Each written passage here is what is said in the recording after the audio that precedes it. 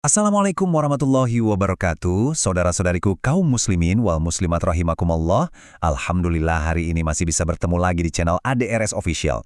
Nah, hari ini kita mau membahas sesuatu yang mungkin bikin merinding, tapi ini sangat krusial buat kita semua.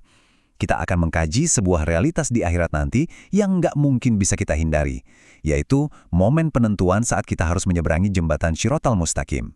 Yuk, kita selami bareng-bareng pembahasan ini.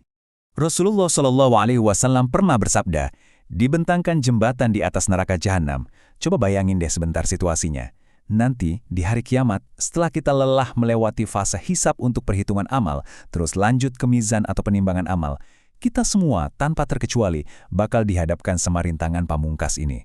Sebuah jembatan yang membentang persis di atas jurang neraka jahanam yang apinya terus menyala-nyala. Ini benar-benar ujian penentu kemana kaki kita akan melangkah selanjutnya. Hal yang bikin makin gemeter adalah bentuk fisik jembatan ini. Di satu sisi, jembatan ini dibilang lebih tipis dari sehelai rambut, dan di sisi lain, lebih tajam dari pedang. Coba deh kita kikir pakai logika kita di dunia sekarang. Jalan di atas tempat yang kondisinya kayak gitu tuh rasanya mustahil banget kan? Impossible. Jadi poin pentingnya di sini adalah seberapa cepat dan aman kita bisa nyebrang nanti sama sekali nggak ada hubungannya sama kehebatan fisik kita. Kecepatan kita itu murni dikendalikan oleh kualitas iman dan amal perbuatan yang udah kita kumpulkan selama hidup di dunia. 3 golongan melintas cepat. Berdasarkan sumber yang kita bahas hari ini, manusia itu terbagi jadi 6 golongan waktu melintas, dan kita mulai dari mereka yang paling sukses perjalanannya. Nah, ini nih yang luar biasa. Kecepatan mereka melintas itu benar-benar di luar nalar. Golongan pertama melesat secepat kilat. Cepat banget. Mereka ini orang-orang dengan iman super kuat dan amalnya sangat ikhlas. Terus golongan kedua, mereka melintas kayak angin kencang. Ini kelompok orang-orang soleh yang selalu istiqomah. Nah, yang ketiga, melintas kayak kuda yang berlari kencang. Mereka emang melesat cepat, tapi ketegangan mulai kerasa karena amal baik mereka masih kecampur sama sedikit kekurangan. Tapi ya itu, iman dan keikhlasan mereka lah yang jadi kendaraan super cepat buat membelah kengerian di bawah sana. Ini benar-benar kondisi yang paling ideal, impian kita semua. Di dalam hadis riwayat Muslim ditegaskan, ada yang melewatinya seperti kilat. Ini nih goal utama kita. Melintas cuma dalam sekejap mata, selamat, aman, tanpa hambatan sedikit pun. Karena jalan hidup, iman, dan amalnya lurus banget waktu di dunia. Golongan yang kesulitan melintas. Tapi sayangnya, nggak semua orang bisa seberuntung itu.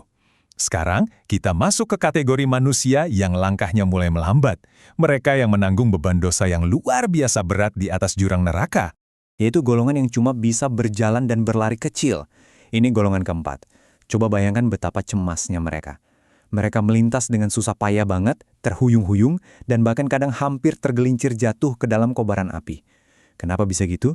Karena beban dosa-dosa yang belum sempat ditobati itu kerasa berat banget di punggung mereka, dan akhirnya merusak keseimbangan saat jalan di atas jembatan yang lebih tajam dari pedang itu. Kondisinya makin memprihatinkan di golongan kelima, yaitu golongan yang merangkak. Pergerakan mereka sangat-sangat lambat. Di setiap inci pergerakannya, tubuh mereka dipenuhi luka. Mereka harus menahan rasa sakit yang luar biasa perih di tengah kegelapan dan kepanikan.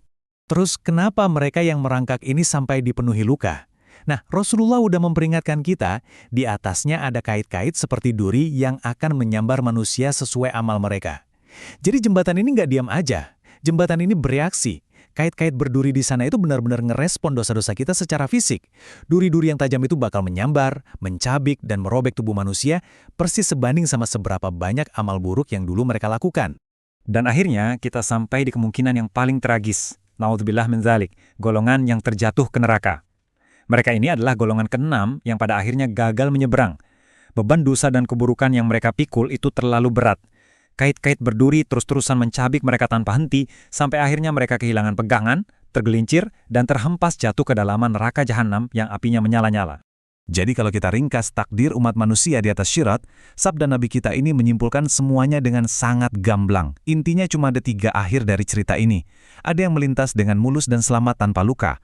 Ada yang tercabik-cabik berdarah-darah, tapi pada akhirnya berhasil selamat sampai ujung. Dan yang terakhir, ada yang hancur karena jatuh ke dalam neraka jahanam.